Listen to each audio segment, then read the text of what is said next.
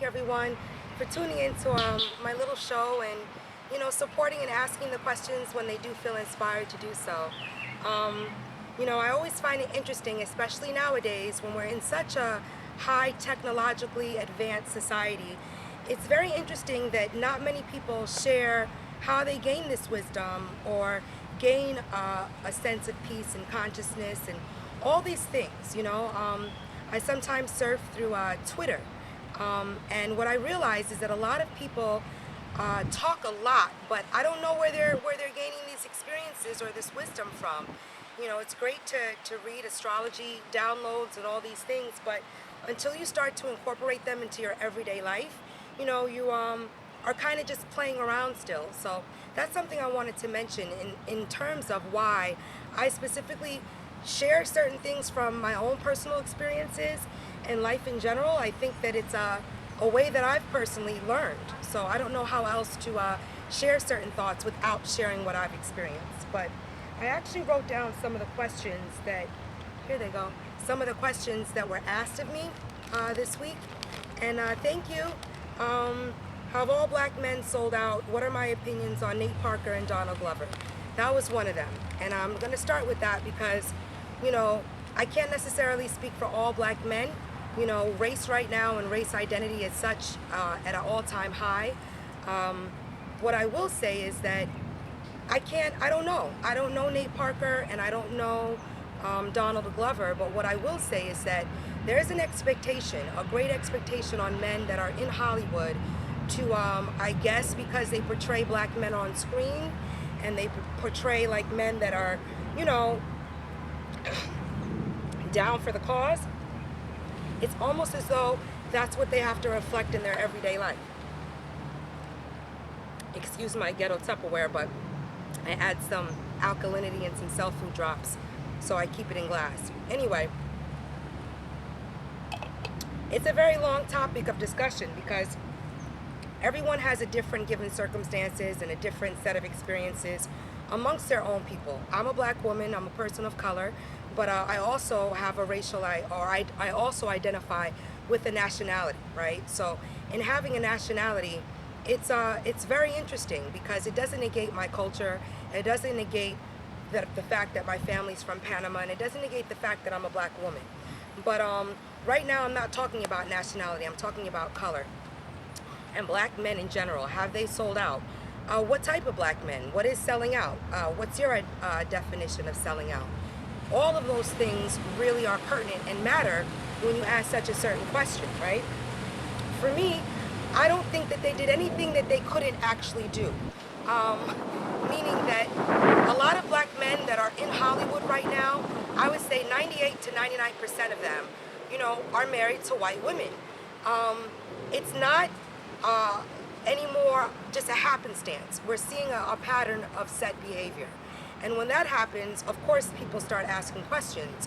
But what it does is it creates a conversation to say, why do certain men, when they do reach certain levels of economic stability or financial gain, why is it that they may feel the need to couple with a white woman? You would have to ask a black man that entertains white women solely. I do think that it's a level of self-hate, meaning that, it's an allergen to be around one's own.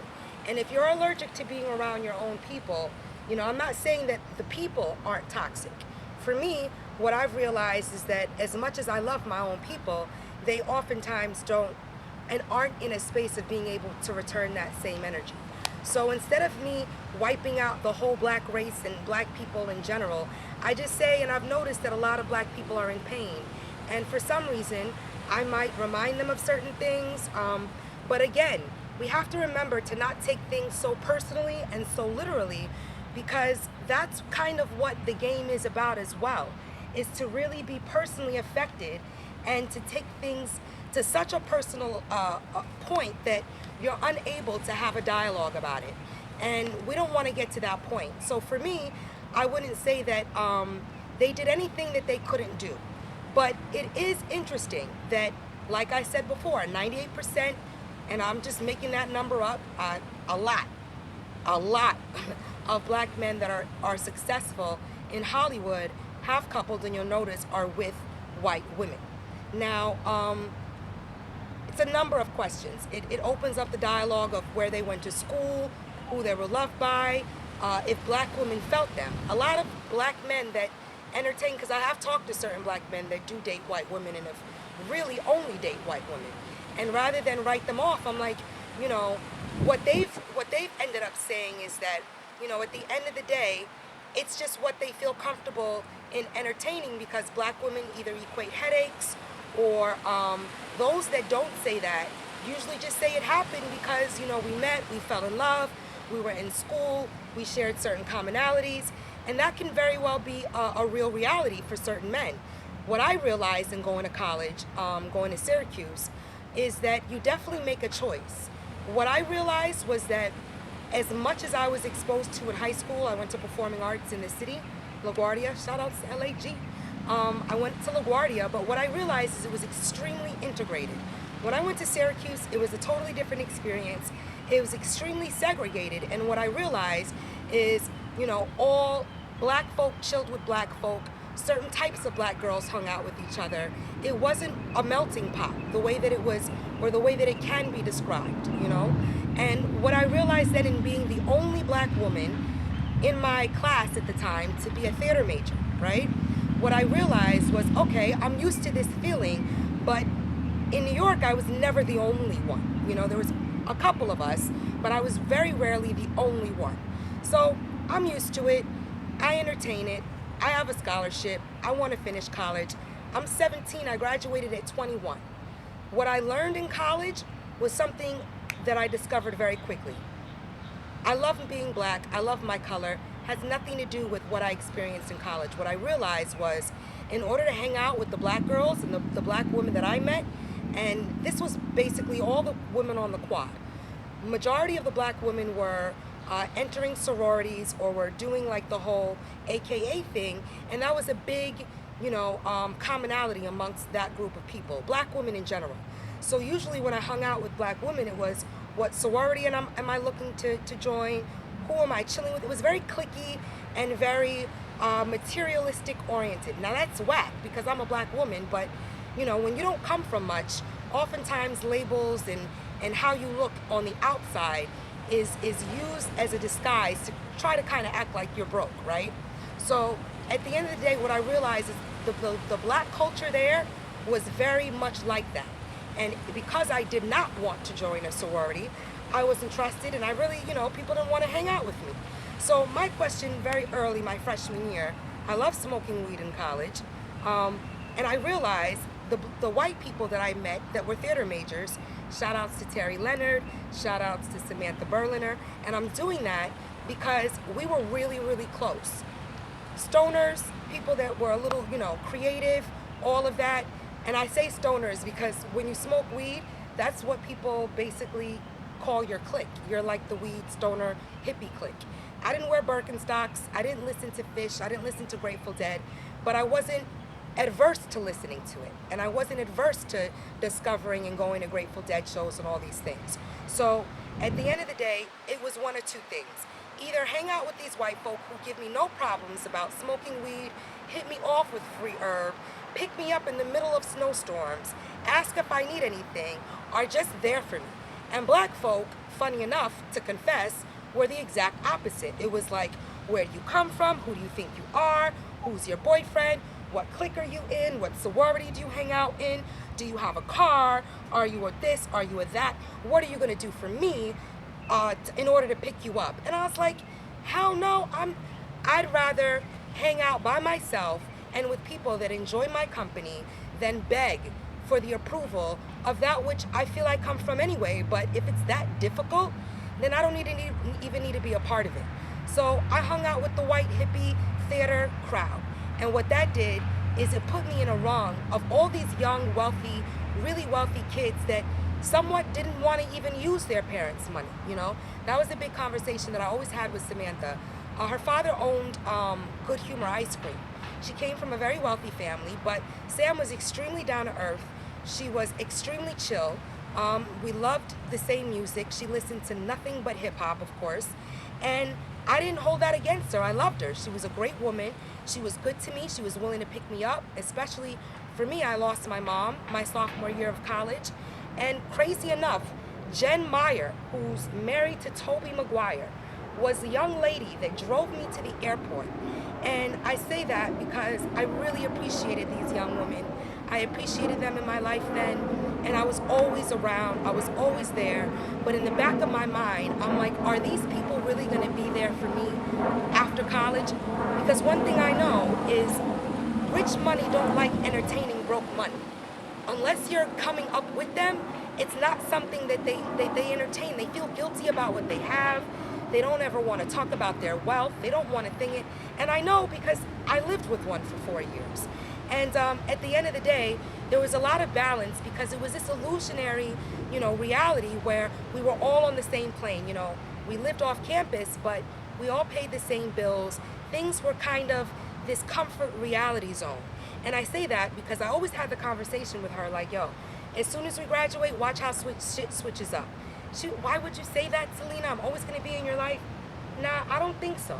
Because I'm not, first of all, in hanging around white folk, you either become apologetic and really like soft. I don't know how to explain it. Or you remain yourself and you kind of have to, not be the angry black girl, but still not be so soft that they feel they can kind of run you or say things that are just inappropriate. And that's kind of the position, I feel like I have something on my face. That's kind of the position I played, which was, all right, we're listening to rap songs and all that, but y'all don't know what White Owls are. Y'all don't know what Philly Blunts are the way that I do, because it wasn't just an aesthetic thing that I did in high school, or forget like material stuff, more like just really embracing rap culture. But the only black people they know are their nannies, the people that cook for them, and this is real because I went to her house and I was like, oh word. Now I do have something on my face, but it doesn't matter. Am I gonna make this a point? No, because at the time we were enjoying ourselves. We had a great life in college, and what I knew, even though I did these people's papers, I was the girl that was literally trying to save as much money because I didn't have the handout. So I'm doing people's school papers, I'm doing all these really wealthy Jewish kids' work, right? But what I realized is that this is something that they could get away with because they had money. They were gonna have money after they graduated. I wasn't bitter about it, but I definitely knew that that's not necessarily what I came from. All the people in my family were well off, but we were not even in the echelon or in the bracket that these other kids that were driving Range Rovers and all these things could exist in. So I say all that to say, some black men are not wanted by black women, like certain educated poly prep type, really smart, nerdy, they get dissed in high school. The guys that get the play in high school are the players, the cool dudes that cut class, all of that. And I'm not saying that it sometimes doesn't happen like that. It does, but majority of the times, the nerdy guys, like the real great writers that become the cool guys in the future, aren't really paid attention to. So when you go to college like Vassar or, of course Syracuse or, Temple or even a black college, when you go to these schools, because black people can be worse and can be more stush than white. That's what I also discovered. But when you go to these schools, you're in this illusionary reality and thinking that things are going to be a certain way when you graduate. And the first 5 to 7 years, I quickly learned that they were not. Not only that, what I also knew was that, again, because I wasn't willing to move to the Upper East Side with my roommate at the time, it was like I dismissed her, and because I cut my hair and wanted to grow locks, it was like overnight I became this radical black woman when in actuality this was always how I was. But that's not necessarily how I might have been perceived with my little blowout, my little curly, whatever perm that I had 5 years ago and still kind of rock. The point is that how I was received then was different than how I was received post-graduation. And what I realized is that all of those kids hooked each other up in jobs, got great jobs, got great employment, and Celina's waiting tables, auditioning. But in order to be successful as a black woman in Hollywood, you have to really be willing to tongue kiss and to do all that, the most on screen with white men. Example, Halle Berry. Once you do that, you're trusted, you're rewarded, you're given love, and then it takes you years to figure out who you are because you do lose yourself. Don't think that part of this theatrics, there isn't any magical alchemy taking place, even though we're acting. There's still a lot of energy being exchanged. And unless you really are practicing the craft of sense memory, a lot of these people are actually using their own emotional bodies to express these characters. So, now Halle Berry's in this movie with Kevin Hart, but it's taken her years to get a role again with a black person on screen. And when she's doing it, of course, it's got to be more coonery, so kudos to Donald Glover for writing good material, for employing black people, and for creating something that's interesting. Did that mean that he was going to be interesting off screen? I haven't met him, but I'm not surprised that he's with a white woman because most men that are successful in that scope feel as though they're not welcomed, wanted, attracted. It's just easier to be with white women. And I don't agree, but I'm not them. That's not my experience. I haven't been rejected by a lot of black women. And who's to say that that's not what happened to them? We don't know their general given circumstances. What I do know is in post-2016, it's the lighter-skinned black men like Colin Kaepernick that have white mothers. They get the permission slips all day to be as radical and to be as post J. Cole, all of that, all day. And then, darker-skinned men are only having parties with white women. It is classic. It is a classic swapping of self-hate and degradation to the next level. But rather than get caught up in that as a black woman, which would drain, annoy, all these things, you go, you know what? That's not my fight. There's black men out there that are gonna fight, that are gonna love, that are gonna find me attractive, and camera too. White men are supposed to find us beautiful. Sometimes I'm always in awe when black women are like so taken aback that white men, it's just like, no, you were open enough to receive their energy, but white men are willing to give it to you all day if you're willing to accept it. So, at the end of the day, I'm never surprised that a white man is willing to court and do whatever, but it's not something that's a turn on for me personally based on who I am. So, it's the same thing with this show, Insecure. I think that was one of the other questions. It was the Donald Glover.